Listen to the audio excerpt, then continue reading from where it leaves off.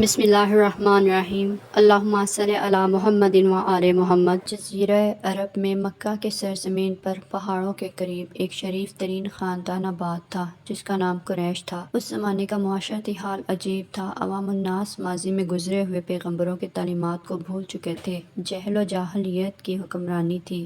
اخلاقیات سے پست رسموں کا رواج تھا۔ اعلیٰ اخلاق اور بلند قدروں کا فقدان تھا۔ تعصب، ظلم و ستم، تفرقہ بازی، مقامی لڑائیوں، کینہ، تکبر و خود پسندی کا دور دورہ تھا۔ کسی کو قانون کی بندش نہ تھی۔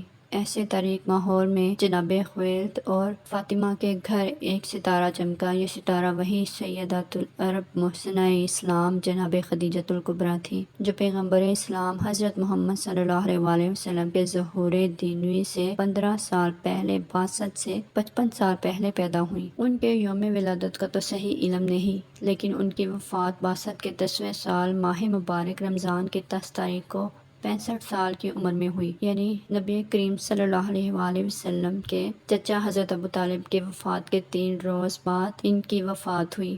پیغمبر خدا نے ان کو مکہ کے قبرستان حجون میں دفن کیا۔ اس عظیم خاتون نے 40 سال کی عمر میں، جبکہ اس وقت نبی کریم صلی اللہ علیہ وآلہ وسلم کی عمر 25 سال تھی، ان کے ساتھ شادی کی، اور تاریخ اسلام میں یہ پہلی خاتون ہیں جنہوں نے اعلان نبوت کے پہلے روز ہی اسلام قبول کر لیا اور 25 سال تک پیغمبر اسلام صلی اللہ علیہ وآلہ وسلم کی زوجہ رہیں۔ اس 25 سالہ ازدواجی زندگی میں وہ ہمیشہ اپنے شوہر کی زبردست حامی، ہمدرد اور مہربان رہیں۔ نبی کریم صلی اللہ علیہ وآلہ وسلم کو جناب خدیجۃ الکبریٰ کی طرف سے کوئی کم ترین تکلیف یا اذیت بھی نہ پہنچی۔ جناب خدیجۃ الکبریٰ کی ظاہری شخصیت کے بارے میں کہا جاتا ہے کہ وہ بلند قامت، پررعب اور خوبصورت خاتون تھی۔ حضرت ابو طالب علیہ السلام نے حضرت خدیجہ کے بارے میں فرمایا، بے شک حضرت خدیجہ ایک مکمل خاتون ہے، ہر قسم کے ننگ و عار اور بدنامی سے پاک ہے، ایک پروکار اور عزت والی خاتون ہے۔ یہ بڑی دلچسپ بات ہے کہ حضرت امام حسن علیہ السلام جو خاندان نبوت میں خود بھی ایک مثال تھے،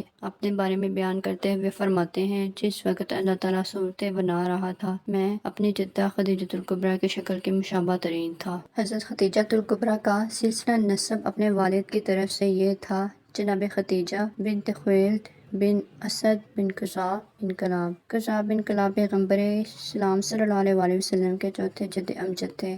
آپ کا سلسلہ نسب اس طرح تھا، حضرت محمد صلی اللہ علیہ وآلہ وسلم بن عبداللہ بن عبد المطلب بن ہاشم بن عبد المناف بن قصاع بن کلاب۔ نبی کریم صلی اللہ علیہ وآلہ وسلم اور حضرت خدیجۃ الکبریٰ کا خاندان ایک ہی تھا، اور چند پشتوں کے بعد دونوں کا سلسلہ نسب حضرت قصاع بن کلاب سے ملتا ہے۔ حضرت خدیجۃ الکبریٰ کا سلسلہ نسب والدہ کی طرف سے ایسے تھا، خدیجہ دختر فاطمہ بنت زیدہ بن اسم بن رواحہ بن حجر بن عبد بن معیس بن عامر بن لؤی بن غالب۔ لؤی بن غالب پیغمبر اسلام صلی اللہ علیہ وآلہ وسلم کے 8ویں جد امجد تھے، لہٰذا جناب خدیجۃ الکبریٰ کا نسب والدہ اور والد کی طرف سے نبی کریم صلی اللہ علیہ وآلہ وسلم سے منسلک تھا۔ حضرت خدیجۃ الکبریٰ کا خاندان بھی وہی تھا جو حضرت محمد صلی اللہ علیہ وآلہ وسلم کا تھا۔ حضرت خدیجۃ الکبریٰ نسل ابراہیمی سے تھی اور حضرت محمد صلی اللہ علیہ وآلہ وسلم بھی نسل ابراہیمی میں سے تھے۔